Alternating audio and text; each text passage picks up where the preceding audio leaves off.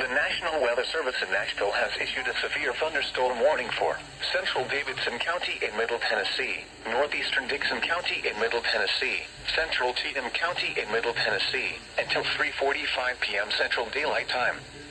At 3:07 p.m. Central Daylight Time, a severe thunderstorm was located near Ashland City, moving east at 30 miles per hour. Hazard, 60 miles per hour wind gusts and quarter-size hail. Source, radar indicated. Impact, hail damage to vehicles is expected. Expect wind damage to roofs, siding, and trees. Locations impacted include Madison, Beeman Park, Old Hickory, Bells Bend, Ashland City, Nashville, Whites Creek, Jolton, Lakewood, Goodlettsville, Berry Hill, and Hendersonville.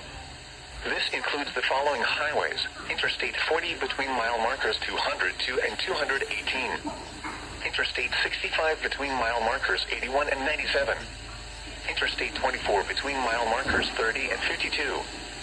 For your protection, move to an interior room on the lowest floor of a building.